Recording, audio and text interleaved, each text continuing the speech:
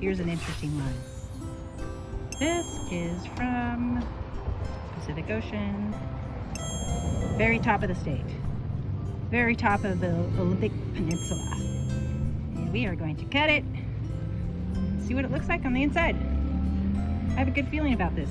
It could be a dud, but I think that's going to be all swirls. So, It's way now.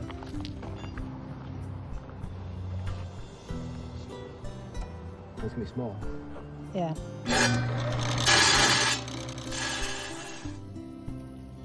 I picked this rock up on the beach at the very top of the Olympic Peninsula along the Pacific Ocean.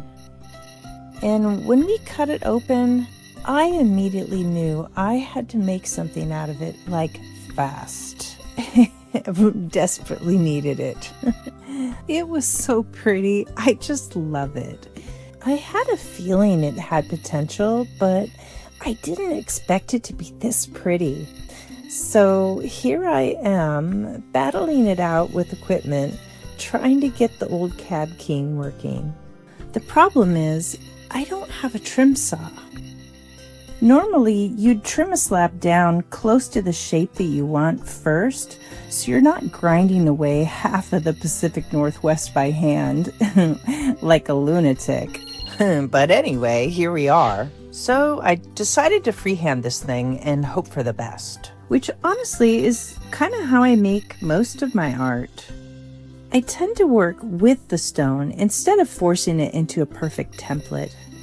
I just look at the pattern and try to figure out what shape wants to emerge. This is also how I like to wire wrap. I try to choose a design that showcases the stone rather than make it all about me. One thing that's really important to me when I make jewelry is that the focus stays on the stone and the person wearing it, not on me showing off what I can do with the wire. A lot of wire wrap jewelry is incredibly elaborate and impressive, but sometimes it overwhelms the stone instead of showcasing it. And honestly, sometimes it just isn't practical. If it catches on everything, needs constant adjusting, hangs crooked, or falls apart after a few wears, well, people stop wearing it.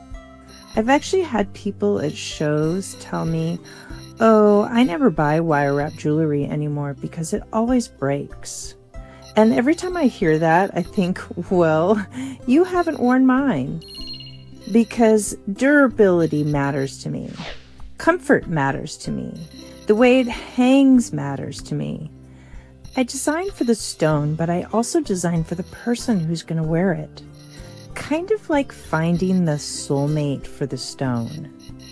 I want the jewelry to feel natural on somebody. I want it to be their companion, their emotional support rock, their little talisman, their pocket-sized power tool.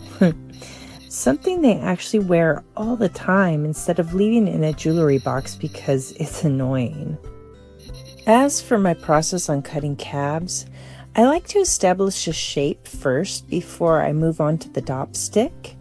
And every time I need to remove more material from the edge, I bevel it first to hopefully avoid the stone chipping, which, spoiler, doesn't always work. By now, a shape was beginning to emerge, but I still had no idea whether this was going to become a beautiful cabochon or a very time-consuming mistake.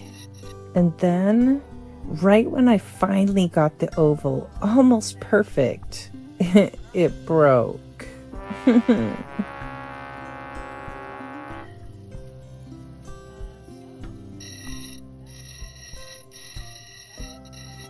Well, so I guess we have two options here. I could throw a dramatic fit, which would probably make for a really great Karen video. Or I could just accept that this is part of working with natural stones.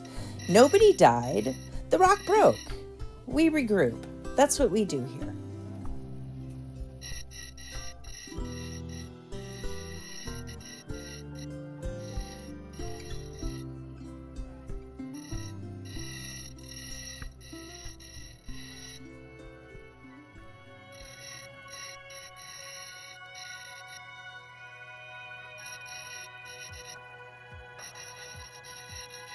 So now I've got to shrink the whole thing down and find a new oval inside of the old one.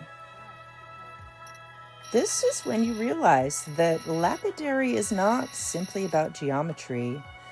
It's more of a relationship. You don't really force a stone into becoming the shape that you want it to be. It's a negotiation. Breakage is just something you should expect when working with natural materials. You can buy a perfectly flawless looking slab, start cutting it, and suddenly discover a hidden weakness you never knew was there. Sometimes you can adapt, and other times you just have to start over. That is just part of lapidary. A trim saw can really help with this problem. Often, when you trim a shape down to the outline of your cab, the vibrations from the blade can reveal those weak spots before you've invested all that time shaping the stone.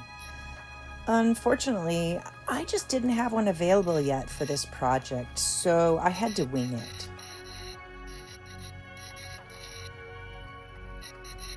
One of the things I love most about beach rocks is how deceptive they are. Dry. I mean, remember what this one looked like? It was just an ugly, ordinary looking rock.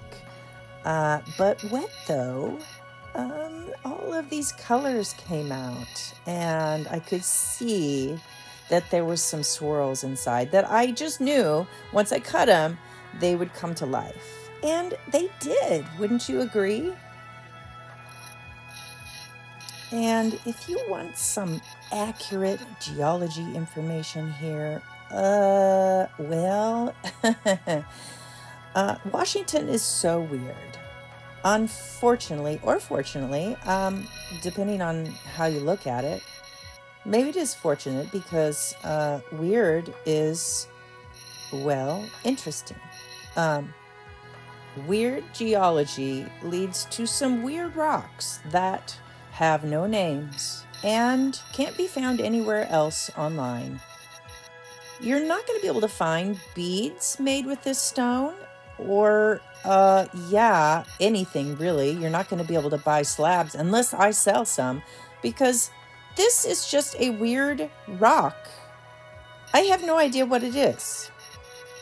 I know that the black is not hematite because there's no red streak. It's kind of metallic. Perhaps it's manganese. Perhaps this is some kind of extremely metamorphosed rock. The green is probably colored by epidote. This is just an educated guess based on the particular lime-like shade of green and the fact that many Olympic Peninsula rocks are green due to alterations from hydrothermal fluids that contain minerals like chlorite and epidote. And epidote has this particular shade. In any case, it's fairly unique. It's the only one like it that I found. And I'll probably call it green jasper. But what is it? Like, really? Washington State has a way of producing rocks that really keep you guessing.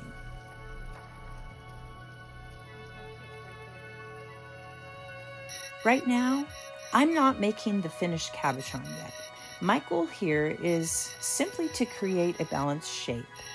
Once I'm happy with the outline, I'll attach it to a dop stick, and that's when I can start shaping the dome. And I'm really happy with how this turned out. I am ready for the next step. Please like my video, and if you watch to the end, leave a green heart in the comments. If you want to see more videos about rocks or wire wrapping, please subscribe, and if you want to support this channel, please check out my shop at doodlepunkart.shop. Thanks for watching.